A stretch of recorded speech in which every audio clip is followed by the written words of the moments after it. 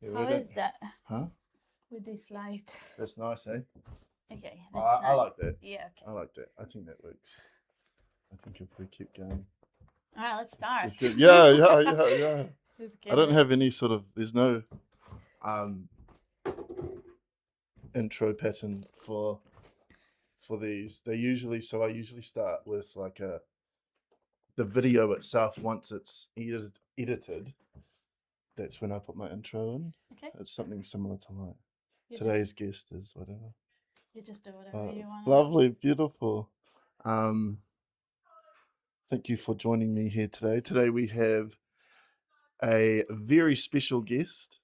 She is our first professional in the field of, can I say all things sex or most things sex? All things sex. All things That's sex. a You good heard it word. here. We have the lovely, I know her as Ilil. Hello. Hello. Ilil is a very good friend of mine. And we are going to unload, deload, and talk about all things sex, particularly masturbation, and see if we can, and just see where the chat goes. Um, did you want to tell the viewers a little bit about yourself, Ilil? Yeah, I guess so. Take it away. So, I'll talk to them. Yeah, sure, All right. sure. Or me, or whatever. I'll talk Yeah. to you. Okay. Yeah, you can talk to me. Yeah. I'm Ilil Lunkry, and I am a sexologist. And a lot of people ask me, what the heck is a sexologist? Right. So, as a sexologist, I help people with their sex life. Mm. Either they're facing a specific challenge, could be a physical or an emotional challenge, mental, with their sexuality. And some people have an amazing sex life and they just want to make it even better. So I help with that as well. That's beautiful. That's beautiful. You've come to the right podcast for this type of conversation. So I started this podcast a couple of years ago. It was I guess it was a result of a time in my life where sex and predominantly unhealthy forms of sex really just took over my life in a completely unhealthy way.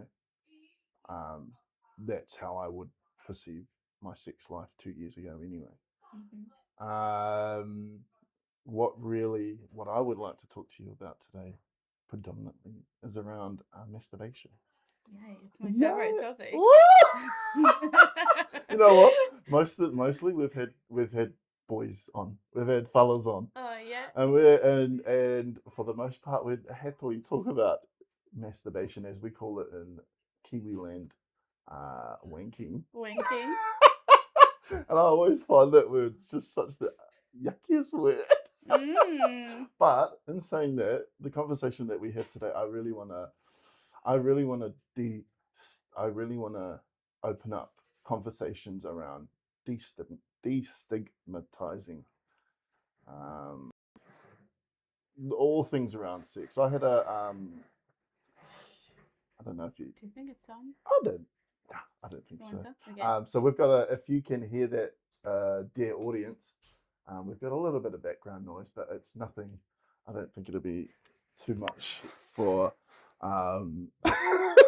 Should we stop? Let's stop for him. No. Okay. This is all part of it. All right. No, so we don't do like editing or anything on here. We just go with it and just hope for the best.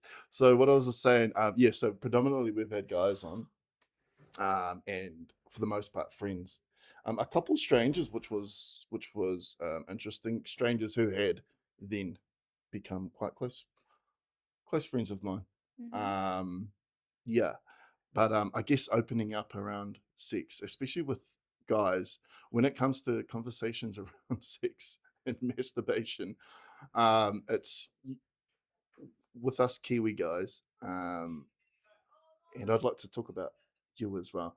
But in terms of, I'm saying us Kiwi guys, we tend to try find a humorous side in it, in our conversations around sex, and which is I guess that's our as Kiwis, that's our little trademark on things. We try to find the funny side in most things. And talking about sex can be a really vulnerable Oh my topic, God, so which is hard to talk about vulnerable things and yeah. private things. So adding some humor can make it easier. Yeah, it's easier to stomach, especially when it's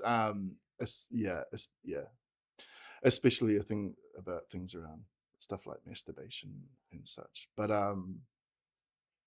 I'd like to grab my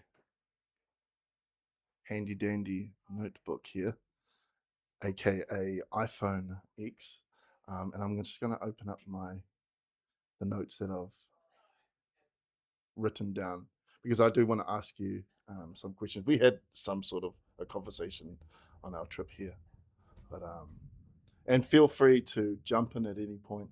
There's no we don't have on this here podcast, we don't have like a way of doing things. We just it's just a it's just a chat. So, but something I'd like to ask you, and I'm just going to jump straight into it. Yes. So now, subjects of masturbation. So I've got a pointer here. It's what might healthy masturbation look like versus unhealthy masturbation. Now, me,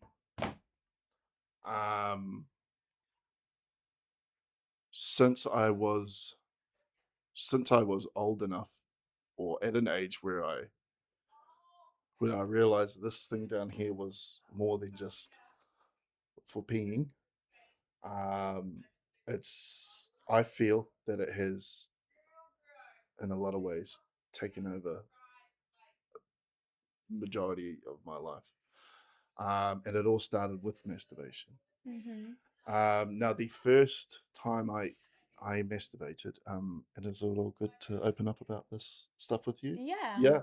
So the first time I masturbated was during a school holiday. I remember we had my cousins around, and they were playing the PlayStation. And I remember they didn't give me a turn on the game.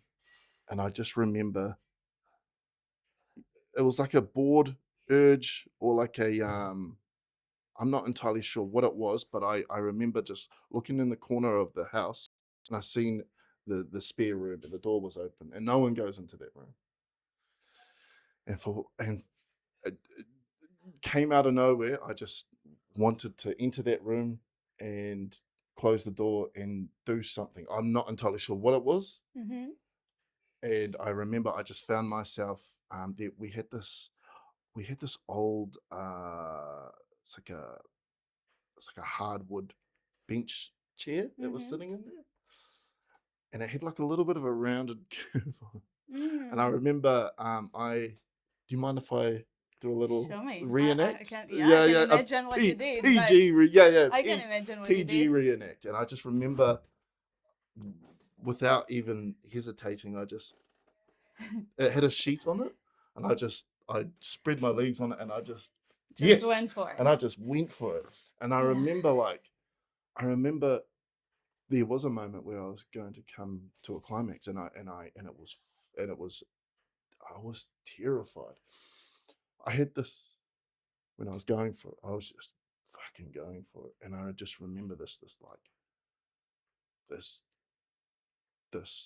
feeling that it was like an explosion that was starting from here, my chest, and I just remember it just sort of like oozing down, mind the pun. And I remember as it got to my penis, I almost froze. And I remember my body was just shaking. I was just like shaking, and I froze, and I stopped, and it was almost like I stopped out of it was funny. I almost felt like I stopped out of guilt, because I knew the fact that I had closed the door. I knew that it was something not allowed in what you're doing. Oh, that was how I felt. Yeah. So I just remember stopping, and I felt like I was the same old, felt like I was going to pee. And and that was the first time I masturbated Mm. without ejaculating. But that was the first time I masturbated, and it felt like I was going to piss my pants, and I felt like something was wrong with me, and I kept that the entire school holidays. I kept that to myself, and also I masturbated probably every hour of every You day. just kind of loved what you I just discovered. loved it. Fuck the PlayStation. Yeah. Well, I love, but look how many details you remember in your Yeah. story. Like you Yes. remember all the small details because it was so meaningful for you, right? Yeah. And there is a lot to unpack from your story. Yeah. But I think what I really want to start with is that masturbation is a wonderful thing. And all the people that come to work with me, that's kind of like the first thing I ask. Do you masturbate? How does your masturbation look like? What do you do? Because we can learn so much about a person's sexuality or just their connection with their own body or their ability to bring up arousal on their own and enjoy pleasure on their own just from discovering about how people masturbate. But your story, look, you didn't even know what you're doing, but you knew that there is something private that you should do it alone, right? Those messages from the grown-ups around and from your society kind of trickled in somehow. And and I think like because prior to that moment I had seen sex scenes on TV, and and I remember there was a moment where I think my mind was awakened to the idea of sex. Was when I was a child. Yeah, when I was a child and we were watching a movie, and coincidentally that movie contained a sex scene. I was watching it with my parents and maybe someone else. And I remember it was a very quick, oh no. Yeah, so you see it's not even right. like you haven't, it's just this, the messages come from everywhere from the grown-ups in our life. And I think I was just playing with my Lego or something like on the ground. And you probably saw like your parents' reaction, and you took the message, I'm doing something that's wrong in some way. I'm not saying that's a bad thing, by the way, but yeah, that was it's. I guess it's funny how our sex lives evolve, and it's super interesting how our sex lives evolve from such a young age. And it's a lot of the times it's like from a young age where you don't exactly know what's going on. Exactly. It's such, I think that urge to So like, first of all, what is masturbation, right? It's a self-pleasure practice. It's a thing that we do to enjoy pleasure with our own body. And it's such a primal, natural thing that we do as human beings. And, that urge to follow something that feels good starts really, really early. Right? Anywhere from the age of 3 all the way to teenage years. This is all kind of like the range of age where people discover pleasure in their body, and especially sexual pleasure. Okay, so usually it will look very similar to yours. It could be that, just kind of like rub your body against the pillow, rub your body against the edge of the table, and it feels really good, and it feels good, so why not to do it? And then we start seeing responses of adults in our life.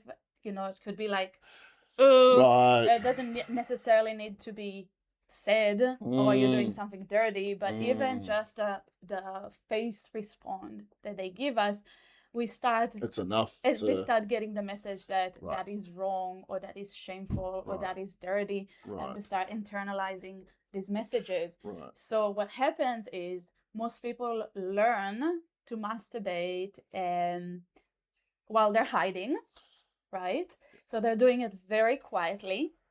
A lot of times they will hold their breath, and they will do it very fast because it's like you don't want to get caught or you don't want anyone to hear you. Yeah. And these are your first ways that you learn how to engage with pleasure or engage with your genitals or masturbate. Okay, so those first ways that we learn how to masturbate are a print to how our sexuality is going to evolve. 100%. Yeah, that is you know, sometimes when you're having those conversations with people, I don't know, and you, it makes sense, eh? Yeah, and you you feel like you're like, oh my god, this person knows me. That's it resonates with you. yeah, that really resonates because like I think like in terms of masturbation, because it was because it was and still is, I guess, such a rather taboo conversation, okay, in society these days. My desire for masturbation really did have an impact on my sexual life in terms of hiding it. Now, I found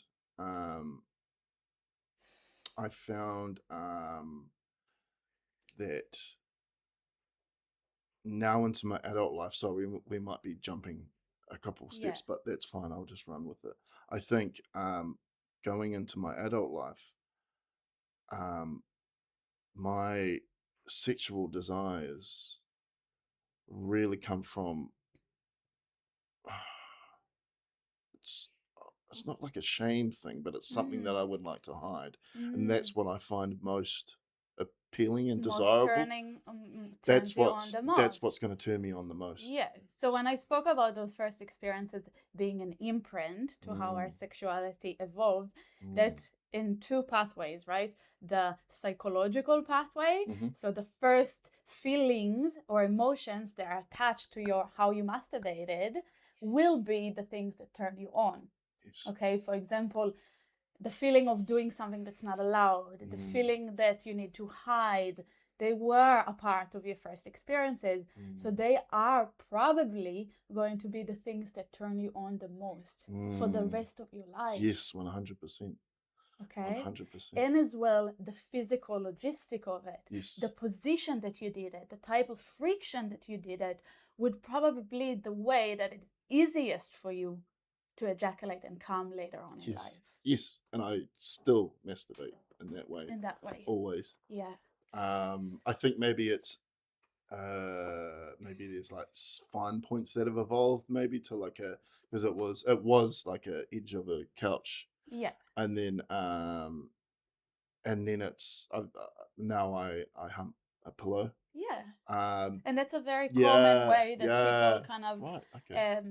You know, I call it the neurological pathway to orgasm. Okay, the way that you did it the first time and the second time and the third time creates literally a neurological highway to orgasm, and that would be the easiest way for you to get there. Yes, you can learn other and new ways to get there as an adult. But that first way will be the easiest. Yeah, that's so funny because sometimes when I'm humping my pillow on my bed, I can find, and when I'm struggling to climax, I find myself just slowly moving to the edge of the bed, and I can feel my legs slowly and so my knee just slowly going off the side, and then it's easy. I'm in the spare room again. I'm back in the spare room. Exactly.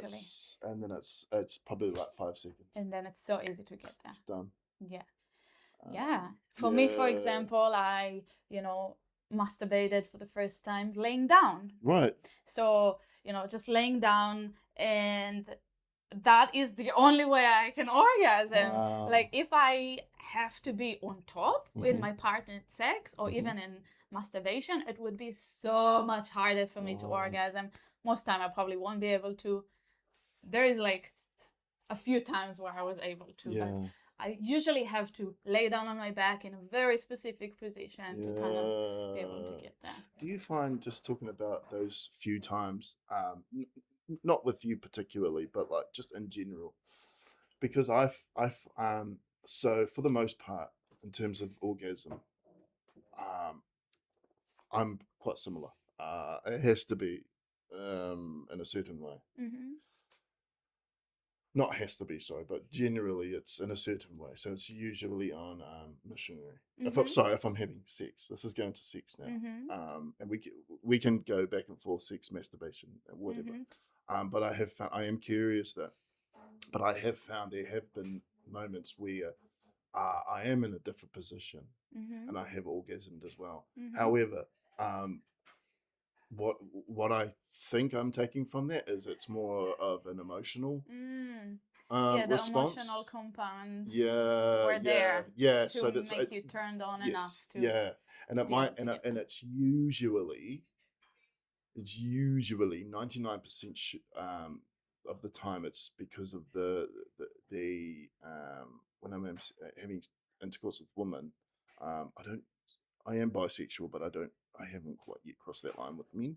Mm-hmm. But when I'm having sex with women, it's their reaction, and if they're having a good time, that's what really sends me over the edge. And then and because like I think as a youngin, or even as like So I'm just gonna slow you down. I want to sure, explain to sure, people here sure, like what I'm hearing. So we're gonna use this term core desires, and we'll probably explain later what it is. But sure. core desires speaks. Sorry about the background. That's all right. Okay. Core desire speaks about the feeling or the emotion that it turns us on the most, right? That when we have this emotion present, then we can feel so much more aroused and probably orgasm much easier. So when you speak about, oh, when I see the woman enjoying herself, that really turns me on, I'm wondering, what feeling does it give you to see your partner turned on? I mean, like physically, Like emotionally, like does it's make you almost feel like it's a feeling of being desired being desired? and wanted, or in some cases needed for a sexual release. That's the feeling that's behind the it. feeling that I Yeah. get, and it's a yeah, it is super prominent in my sex life in Yeah. terms of what turns me on and what gets me to the Going. finish line, and what gets me going and what gets me there to the finish line. Because man, I think like from a young age, um, I was a late bloomer with with with sex, with actual sex, penetrative sex, and I did find like I got to an age where I got to 18, 19, and I hadn't yet had intercourse, Yeah. and I did feel this pressure to have sex, but more so I had a feeling of pressure to be desired. And so that was honestly, I could have, in all honesty, I think I could have, if I had not had sex, I think I could have carried my life on without having sex, because honestly, it was not maybe I might be talking shit. Well, it's the first time. First time are usually not the best. Yeah, right? yeah. And Honestly, I did not enjoy it one bit. yeah, It was, I didn't enjoy my yeah, first time at all as well. right, right. But there is things about this first time that kind of also imprint what will turn you on later in life. And just you speaking about like that feeling of wanting to feel competent, wanting to feel like you know what you're doing. Oh my god, that like is the see, this biggest is how I point. know it's like your core desire. Yeah. Like, can you see how he lights up? Yeah, and I think it's a very common core desire for men to feel like you're doing a good job, to feel like you're impactful. Oh my to god. feel like you're so competent true. at what you do. And when you see your partner in ecstasy of pleasure, that gives you the feeling, oh, I'm doing something right. Oh my god, that's exactly what it is. Holy shit. Yeah. Oh, fuck it hell. But but I really want to come back to your first question. It Sure. was a really good question. Yeah. What makes masturbation practice healthy and unhealthy? Sure. And I really try not to use the word healthy and unhealthy because it implies that there is a specific right way to do it and a wrong way to do it. Right. But I'll use it for Sure. this purpose. Sure. And I think that what makes a masturbation practice healthy and not healthy is, are you finishing it feeling full and satisfied and happy with yourself, or are you finishing it feeling empty, guilty, shameful? And that is the difference between what is a healthy masturbation practice to unhealthy. For some people, to watch porn is wonderful. That satisfies them. That's great for them, and they don't want anything more. And that could be a healthy way to masturbate, right? Yeah, I think like, can I answer that question that you Yeah. asked? I think like, for the most part, it's, if I haven't masturbated in a long time for me would be like a week. That's a very long time.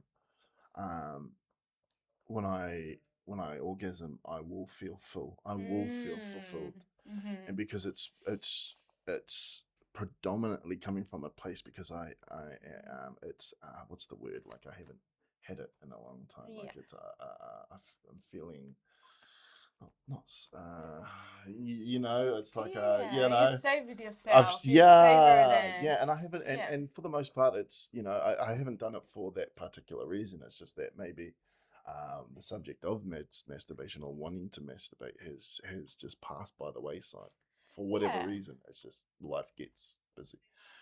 But on the other hand, on the other hand, which is on the other hand, there are times, and there are actually more times where I masturbate, and when I finish, I don't feel full. I feel like I've just done this for a Release. release. Which I've is done a this. total. I've done it Yeah. because it's almost part of the routine. It's like, okay, let's get this fucking thing out of the way so we can carry on with our life. Yeah, and I think that masturbation is a self-soothing practice that a lot of people do. It's like a way to soothe the nervous system, to regulate the nervous system, and it's a really good way to regulate your nervous system. Right. Yeah. Right? It works. 100%. 100%. Because I do my breathing exercises. Yeah. I do my self reflections, and I do my writing in my journal and stuff. But nothing works like nothing a good hits like a fucking good yeah. like a good old nudge on the old fucking willy. And a good old release explosion. Yeah. So these are, that's one reason why people masturbate, is to regulate themselves, to soothe the nervous system, and it's a really effective way to do it. And then sometimes you'll masturbate to kind of make love to yourself. Yeah, I've never thought of it that way. So there are two different motivations for masturbation, and they're both valid and good. That's beautiful. Yeah, I think like yeah, what else on that topic? I think like, sorry. Okay. No. I think yeah. I think like, I think like with masturbation, and transferring that into my sex life, I have found that I enjoy masturbation a lot more than I do physical sex. And I have known that for some time. Yeah. Wow. Oh wow. Yeah. I honestly I'm finding it hard to love that. And I say that because I am a people pleaser, which is something I'm trying to work on, which is, it's not going well. And I find that if a lot of the times when I am having intercourse, I don't orgasm. Mm-hmm. I don't orgasm. Mm-hmm. I'm getting better. Mm-hmm. I don't think I'm directly doing anything to make that better. I think it's just Yeah. maybe. Would you like to be able to orgasm easier? Well, it makes sense, first of all, that the penetration will be harder, right? Because it's very different It's than so much different. the original way, the Yep. first way that you learned. Yep. Like the actual physical friction It's completely is different. Yeah. right? So it will be harder. Yep. And if you do want to learn to orgasm or ejaculate easier through penetration, you can do it. And the place to practice it is actually in your masturbation practice.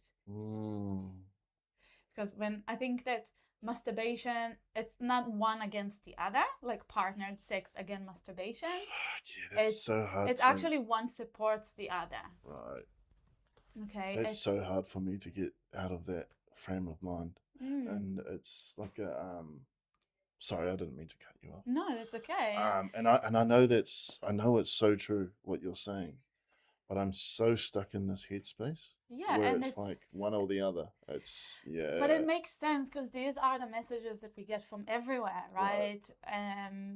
Like masturbation is bad in some way. It means you're lonely. It's you know, it's less than partnered sex in the hierarchy of what's the good and better. But the truth is, like, masturbation is your place to practice your sexuality. Because when you masturbate, you can be fully focused on your own body, on your own sensations. You aren't distracted by anyone else. Right? You don't need to please, in your case. You don't need to please anyone else. Right? You can be fully in your own pleasure. And if you do want to learn new ways, masturbation is our place to learn what we like, to expand the things that work for us and kind of like learn new ways that work for us. So then we can go into partnered sex and direct our partners to what works for us. That's so interesting, and that's such like and I hear where you're coming from, eh? And like it's such a area of sex which I'm so scared of going into, which is more of the, I guess, would this be right to say, the physical side? So when I mean the physical side, I mean what I'm feeling down there, because for the longest time, in all honesty, I've been numb. I can't feel it. I can feel it more in here. This is where I feel it. This is where I orgasm mostly. Yeah, me too. Yeah, right. Me too. I love you talk about it because it kind of brings us back to the different ways that people masturbate, or in general the different pathways to pleasure, arousal, and orgasm. And there is 3 main pathways. Okay, there is the mental one, where we have to think about certain things or fantasize around movies in our heads that turn us on. All right, that kind of send messages to our genitals and then everything happens. And then there is the sensation pathway, where you feel sensations that feel really good on your skin, and that's what turns you on. So what I hear is, for you, the mental pathway is really the highway. It's so strong. It's super strong, and it's almost too strong that I really do want to explore myself physically. I really do. Develop more but I'm sensation. so I can't bring myself to doing it, and it's almost like a it almost feels like a fear. It's interesting because it's not like a it's not like a it's not like a sort of like an orthodox version of fear where it's just like, it's almost like I just completely deny myself of it, because the other way works really good. The other way works really good, and it always has. Yeah. For 30 odd years. So whatever. if you're gonna try to masturbate just using sensation, it's probably gonna take a long time, and it might feel really boring. Yeah. And it might feel like, fuck, that's not working This is for not me. working. This That's is not really working. hard. And I've tried too, because like I Yeah. have found with and do you mind if I talk in detail of It's your Oh, podcast. okay, thank you.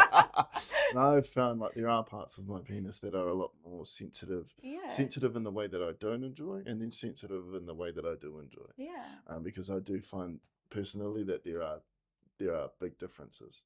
So there is some sensations in Well, your penis. yes, there is. There is. Yeah. It's almost like I'm holding myself back from that. Like I'm not giving myself that release. That it's almost like, no, you don't get this. I'm sorry, mate. But if I was to look in the mirror and I seen myself talking back to me, yeah, and it wasn't a reflection. It wasn't a physical reflection. It was more like a emotional reflection. And what I get a lot of the time is almost that feeling. I guess I've just unpacked that myself. Really, it's not really a fear. It's just like a denial, it's a like denial. self-denial. It's a self-denial. Yeah. It's like, no, you don't. And again, it's very similar to the first experience that you spoke about before. Right. Oh yeah. Shit. Fucking yeah. And I guess like, wow. So I'm just kind of, the mental psychological pathway to arousal is really strong for you. And in partnered sex, if you're not fantasizing in your head, it would be extremely hard for you to come. I don't. Yeah. So, like, I need to fantasize in partnered sex in order to orgasm. Yeah. Like, I'm like you, the mental pathway is my main highway. Yeah. And I actually need to bring it into partnered sex in order to go over the edge. And there's a lot of stigma around that, right? If I masturbate in the presence of my partner, it means I'm not present with them. It means I'm like off in the fantasy world and not connected. And that's bullshit. Because if you won't use your fantasies, your arousal is going to be really flat. And then there is a lot of disconnection. But we can actually learn how to fantasize in a connected way and in an embodied way. And when we do that, the arousal spikes up, which makes me feel so much more connected to my partner. So it's just another tool, being able to fantasize in your head, another tool that you can have in your arousal basket. Like, what do I need to do to bring my arousal up when I need it to come up? And I think I do use that in a form of like like I will fantasize a lot about. So a lot of my fantasies will be from previous experiences. It'll be more like we call it like a wank bank, if you will. Yeah, it's your fantasy bank. Yeah. And a lot of my fantasies are that. It's not things that I hope to happen. It's things that have happened. Yeah. And it's things that I have enjoyed. And a lot of these things have been stuff sexy. Right. Oh, thank you. It's so funny because like I honestly like I've never found that sexy, and I've found it so like in some cases like such a taboo subject because staying on topic but somewhat going off topic because I want to relate to this, but there is something that is it is heavy to me, and it's like it's one of my desires, one of my sexual desires. It revolves around as I said before, doing something bad. Being naughty. Me too. That's one of my core desires. Right. Oh, right? Wow. So we're unpacking your core desires. You have one core desire that's about doing a good job or being impactful, right? Yes. And then you have another core desire, doing something that's not allowed. So that would you say that those are two separate sort of? Yeah. Wow, yeah. And very common ones, and doing something that's not allowed is one of my biggest ones as well. Yeah, but there is different flavors to the not allowed territory, right? Oh, some people like to feel the not allowed through doing it in places where not allowed, or being like afraid of being caught. For me, it's like doing it with people that I'm not allowed to do. Me too. 100% me too. That's that's me too. And I think like most of the times that one thing I masturbate to a lot is the times that I've been unfaithful. in Mm. previous experience, previous relationships. Yeah. Those are the if I have had issues with porn, and I can't stop watching it, and it has resulted in not um no longer having any sexual desire to my then partners or Mm. whatever. I, I um but in terms of Yeah, I'm going a little we're bit going off. off Yeah, topic. the not allowed But kind of something, thing. yeah, but something that yeah, it's the times that I've been unfaithful, Yeah. and there are specific times, and I like to go into detail and stuff. I won't go into detail with this conversation, but it's been those moments, and Because your core desires were present. it's so funny. Yes, it's so funny because one of the ideas that I get was it's not the act of having sex with that person. It was the idea of how I had set it up. Messaging, Mm-hmm. hey, I'll meet you at this hotel Mm-hmm. at this time. Hiding, Hiding. knowing that it's dangerous. That Maybe would be what was that going was through what's my head turning you on. while I'm masturbating to Mm-hmm. that thought. Yeah. Yeah, sure, okay. I might have there might be like a fleeting moment where it's the memory of the act, the Mm-hmm. sexual act itself, Yeah. but for the most part, Yeah. it's that It's the feeling of doing something that's not yeah, allowed. because I'm not feeling when I was unfaithful. It Yeah. wasn't that's when I was physically being unfaithful. That's not when I felt guilty. That's when I'm feeling. I have no feeling. It's when I'm in the messaging stage. Mm. That's when I'm feeling the most guilty. Mm. When I'm like, hey, I'll meet you, like I said, at this hotel at this time. That's when I'm feeling the most guilty, and that's when I'm feeling the most turned on. Okay, so this feeling guilty makes you feel turned on. 100%. Mm. Yes. So maybe it's like more feeling guilty Maybe than it is. not allowed. Yeah. Yeah. Yeah. And that just shows you that like actually foreplay and warm up can happen way before we're in the bedroom, right? 100%. Just the texting itself is Wow, like yeah. already touches and presses your core desires and your buttons, and Right. it arousal goes up. Fuck yeah. Yeah. And you might ask yourself, like, okay, if that's my core desire, it's a little bit problematic, you might think, because, like, how can I get the same intensity with a partner? Past this? Yeah. Yeah. And it's my core desire as well. And again, you might not actually want to play it out in your life and constantly engage in relationships or connections that are harmful to your loved ones in your life. So how can I get as turned on and as excited in a relationship that is healthy? And I think the skill to run fantasies in your head, or maybe your partner wants to play it out with you. Maybe you want to role play it a little bit, and maybe your partner can tell you something like, "Oh, we're so bad, we can't tell anyone about that," and that will, it will still bring that feeling to you. Yeah. I can almost feel that in my loins as you say that. Yeah. Wow. Yeah. Like I have to teach my partners, so I will usually run a fantasy in my head about the person, I'll have sex with my partner, and I will tell myself in my head that there's someone that I'm not allowed to be with. Okay, I'll still enjoy him and his body, but I'll just tell myself the story that is someone that I'm not allowed to be with, and that is enough to press my buttons and take me all the way. But I also teach my partners to feed me with sentences that press my core desires, that press the mental pathway, right? I'll teach my partner to say it, like, be quiet, no one can know about it. Or even they just kind of like, if they will look to the side and kind of like, so hot.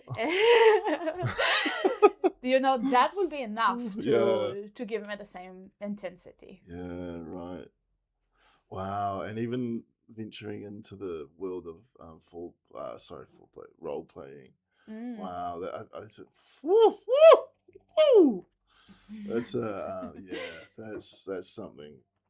Woo! That's something beautiful. Yeah, I know. Like, yeah.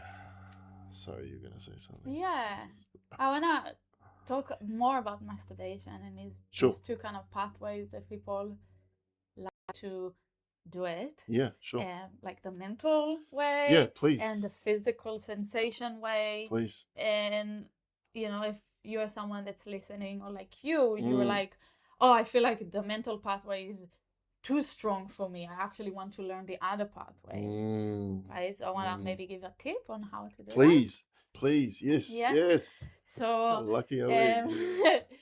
so to start and to totally drop the pathway or the way that works for you and to take on a new way might feel really hard. It might feel really slow, boring, flat. It's so hard. Yeah. So how you might want to do it is use the way that works for you and then start inserting new ways. So you'll bring up your arousal through fantasy, or if you're someone that used to watch porn, you can bring up a porn on your screen and start watching it. And then once you feel like you're getting turned on, maybe pause the porn or turn away from it and start touching yourself and focus on sensations. Okay, focus on the feeling of your hand on your genitals, or rub it in a way that feels good. And in that way, in that moment, maybe your arousal will drop. Maybe you'll be able to keep it for a little bit and then it will drop totally. So then go back to the way that you're used to, either fantasies or porn. Bring your arousal up again, even to the point of no return. Just that point that like, oh, I'm so turned on, everything will work right now. Yeah. And then take it to the new pathway. Just finish yourself with a rub. Okay? Finish yourself with just like a physical stimulation. And then doing that a few times, the new way will become easier and easier. Wow.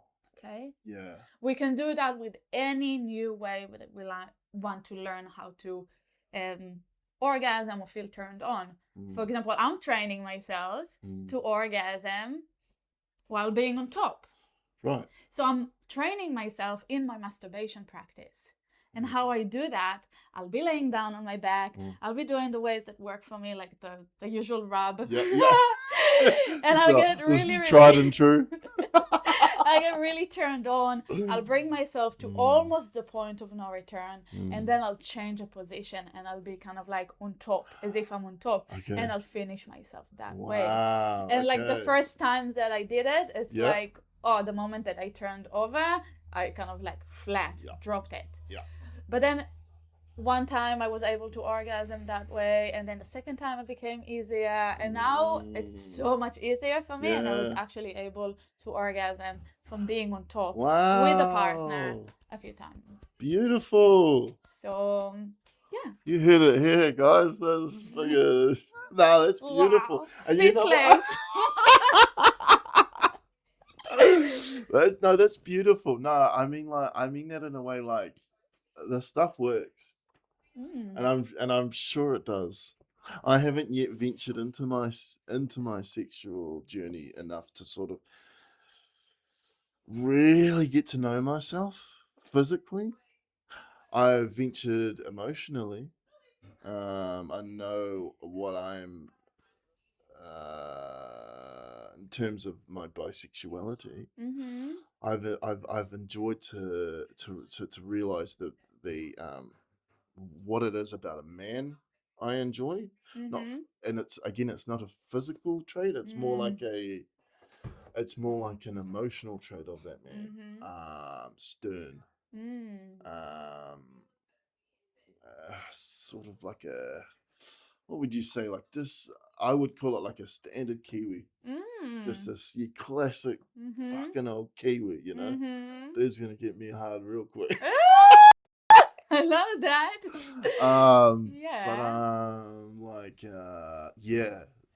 And I don't know where I was going with that. I think I got lost. Yeah, Just lost our got track. lost. Oh God. And I think oh sorry, that was like yeah. So in a journey into my own sexuality, but it's still very heavily based on my emotions. And even playing outside of what I would routinely um, call my routine sexual encounters, which I've been exploring, which is more into the kink side. Yeah. We don't have to talk about that here, but it's even that is more of an emotional Yeah, and chase to my sex life. I think for most people it's an emotional, right? It's not a certain act that turns people on. It's the feeling that the act gives them. Yeah, I've got it's the core yeah. desires. That's so interesting. I've got a question for you. Have you, in your work, have you found that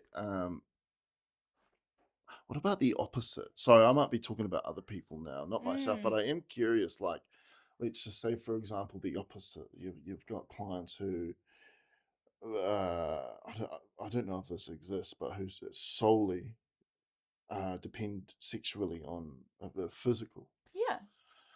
Wow. Yeah, there's people that are, the sensation pathway is really what does it for them the most.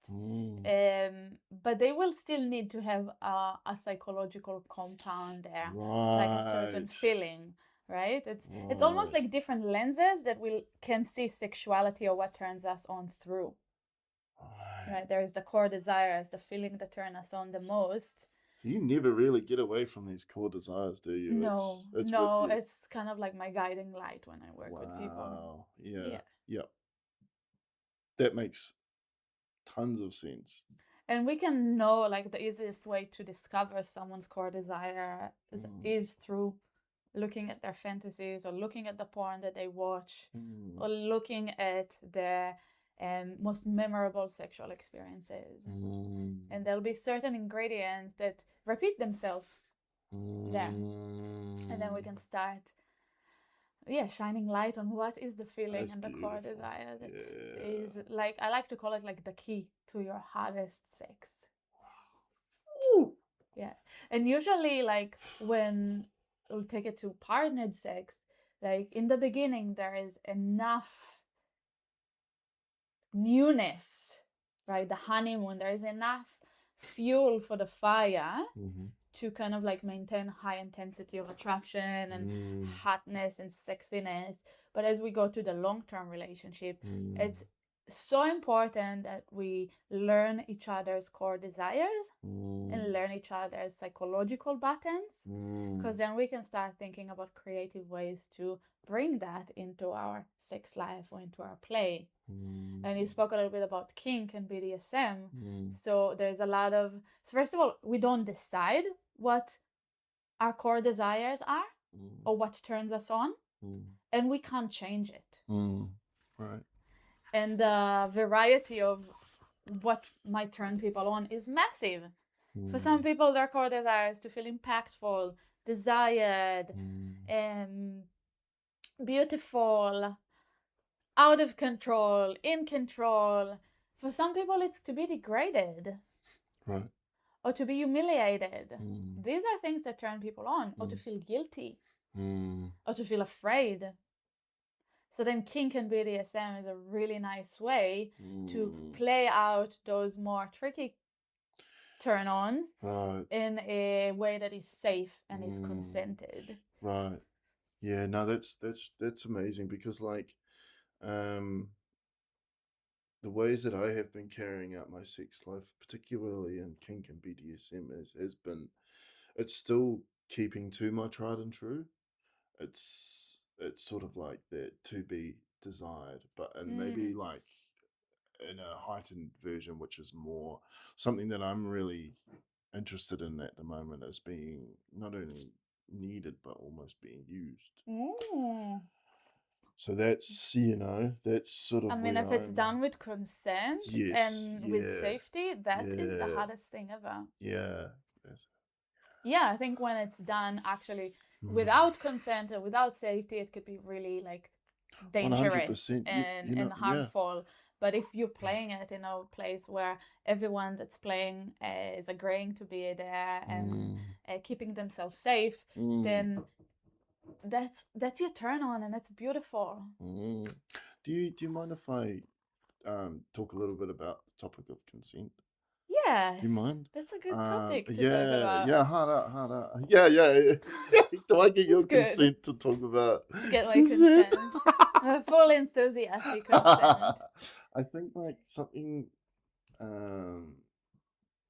yeah, something that I went through in the last couple of months really changed my opinion on sort of how I was going around things, particularly in sex. So for a wee while, I was dabbling in the in polyamory or E&M, ethical non-monogamy, and I found I really enjoyed it, and I found the open communication factor about that quite beneficial to me, because for a very long time I wasn't open. I wasn't true. I was hiding things, and again, that was some of my core desires, and it made me most aroused. And Yeah. so going into this world of talking open and true and all sorts. Now, there was a moment where I, on the topic of consent, where I had crossed the boundary. And now it wasn't a physical boundary, it was an emotional boundary. And it's so interesting because for the topic of consent, when I was growing up, this was our version of consent. Hi, can I have intercourse with you? And it's almost like a ticker, yes or no. And that's it. And that is it. There's none other. Yeah. So, and if you said yes in the beginning, you probably can't turn around and change your mind later. well, right. It's like you have to go with it all the that's way. going into something else. Yeah. Now, what is I heard a phrase for what that. Like you can change your mind at any moment, or almost no, almost the opposite, from where you're almost too scared to change your mind. Yeah, but it's very common. People like, I think if consent is not something that's practiced and normalized and becomes like a part of the way we have sex, then it's hard for us to communicate or say no, or say like, so true. I'm not feeling it anymore, or like this is as far as I want to go. And a lot of people will just keep going with it because they don't want to let the other person down, or don't want to like hurt them, or they don't want to break the moment or make it awkward, or lose them as a connection or a friend, or I'm not good enough anymore, because I resonate with that. I do resonate with that. So let's just say you can change your mind at any moment. Yeah. And you can only go as far as you want. Like you can tease the fuck out of someone without giving them anything. Right? And that's totally fine and beautiful. Yeah. 100%. That's beautiful. Yeah, I think thank you for that. That's everything you say is such a hot way. I love it. I think so with consent, there was a moment where I had crossed the boundary, and it was an emotional boundary, as I said before, and it was something that I just had never even crossed my mind, and it was almost like I had Would you feel comfortable to give us an example? Yeah, of what absolutely, that looks like? absolutely. Yeah. So I had I'd like to paint the picture, if that's okay. I'll just paint the picture first. Yeah, just don't use names. No, absolutely not. So it was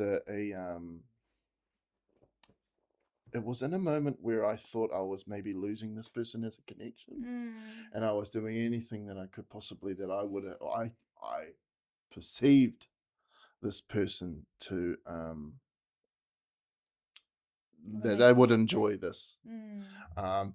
Matter of fact, is it okay if I don't play that example? Totally. It's still quite like, Feel free. it's still, I think it will always play in my mind. And it was a moment where I had thought this person might be into maybe a dom situation, being submissive, and them being a submissive, and my part being more dominant. Yeah, you thought they would like to be submissive. Yes, Yeah. yes. And so the way that I went around that, I did not ask consent. Now it wasn't even in a sexual act. We weren't having sex. It was just a moment where I thought that I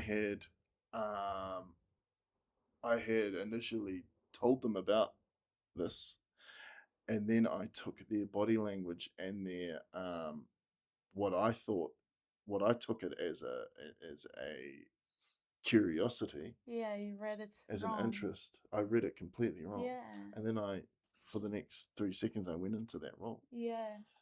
And not only did they not enjoy it, it made them feel really uncomfortable. And what I'm really grateful for that moment was that their own strength to come out to say something. Yeah. Because that really changed my look on. It slowed me down. Slowed me the fuck down. And because I am an impulsive person, I do things very quick. And I will think, okay, this is going to be a good idea. And I don't think about it naturally. And so with this moment in mind, the way that what I mean by how it really changed my outlook on and you know what, it changed my outlook on my whole sex life, was it just told me to slow the fuck down. You need to have these conversations first.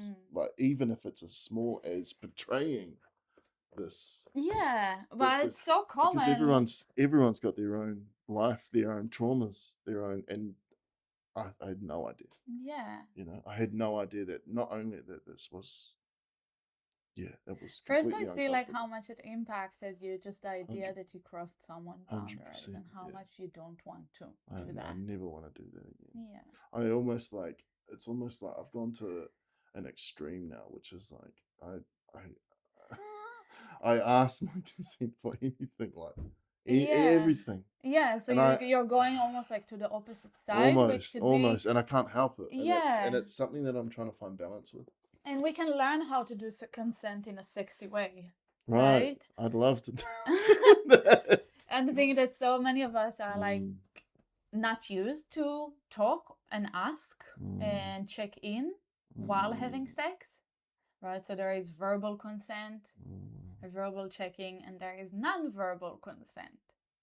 Okay. Right?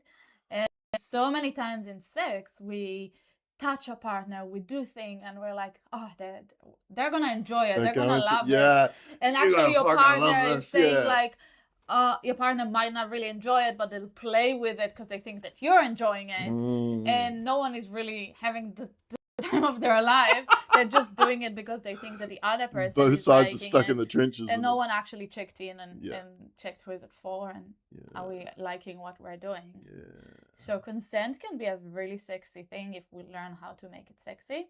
Come and work with me if you want to learn how to make consent sexy. Yes, come and make consent sexy. I love it.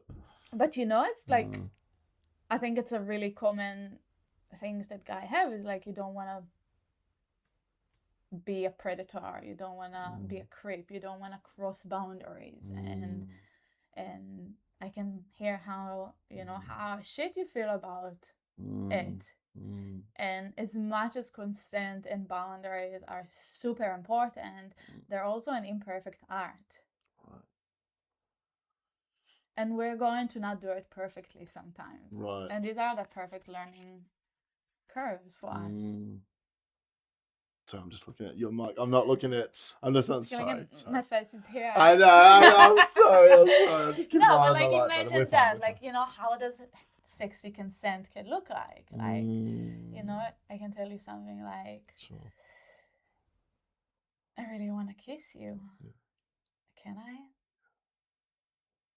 That's consent. Yeah. Okay. That is hot. Yeah. Yeah. I think like fuck yeah, that is hot. I think like I have been dabbling with that. Not that example in particular, but with during sex. Sometimes I forget. Sometimes I just stuck in the moment, and it's just like, oh And my do god, it. Yeah. this is amazing or whatever, and it's just really hitting a nerve, um, but I have found that I have it's is this okay? Is this okay? That's how you ask for consent. That's Yeah. well, but you sometimes it's the smaller details where it's like um when I've asked, can I go down on you? Mm-hmm.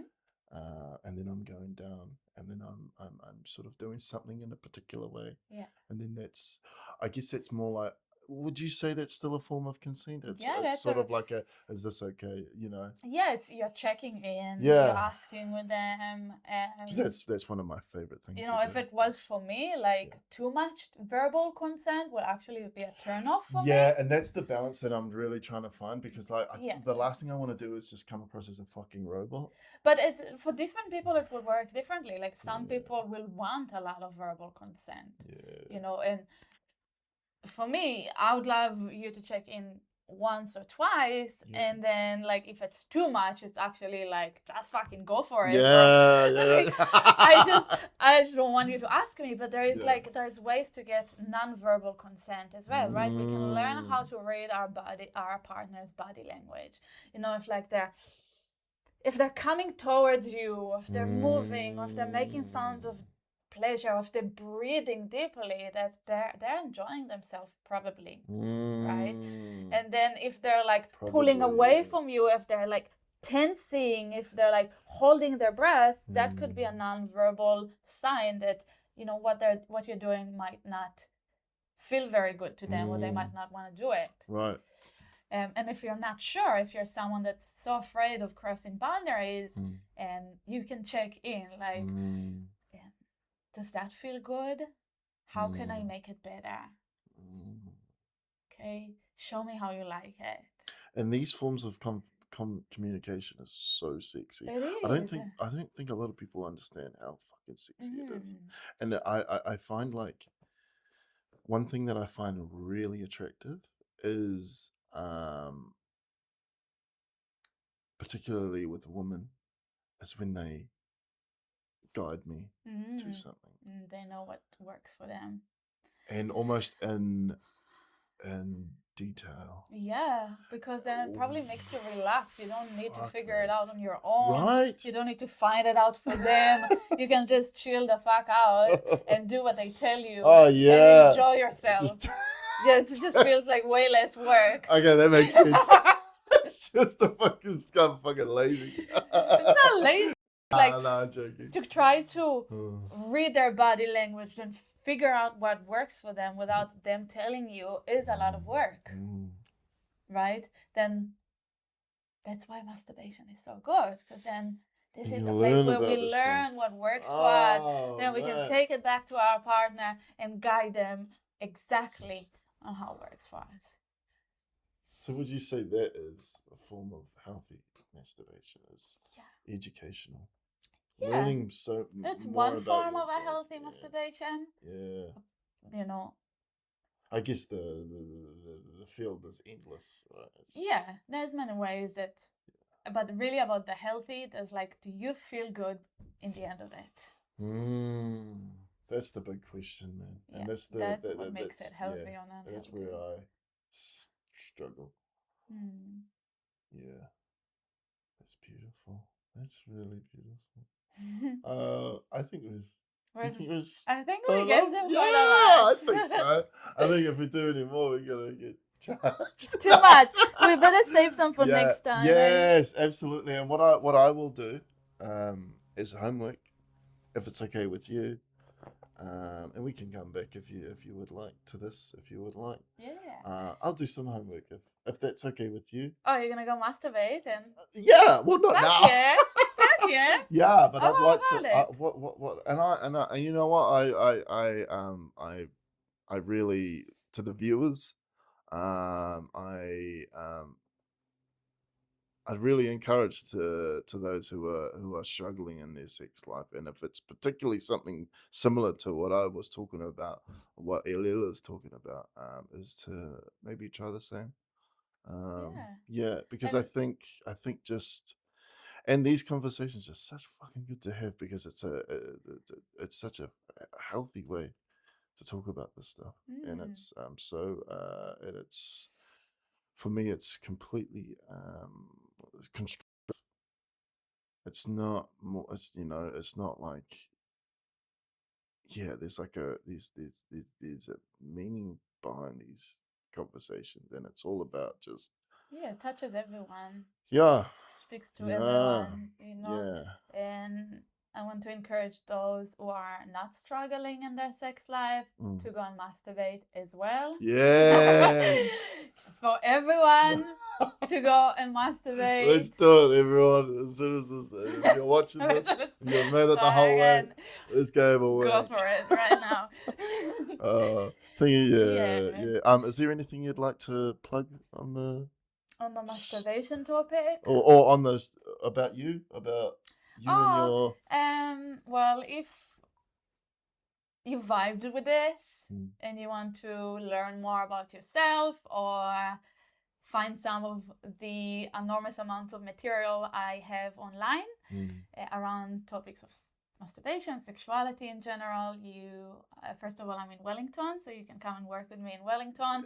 I see clients on Zoom, in person, and also run a lot of group classes, that are a bit more fun and playful on all sorts of topics. Amazing. But you can also go and find me on Instagram and my website, which we'll give them. We'll give them. We'll chuck it in there. That's absolutely amazing. Thank you so much, Ilil. This has been a pleasure to talk about. It's been a pleasure to have you on the show, and I love it. And I absolutely adore you as a human as well. I think you're amazing. Oh, okay. Thank you, guys. Bye. Oh, that was all. You're stuck in the chair.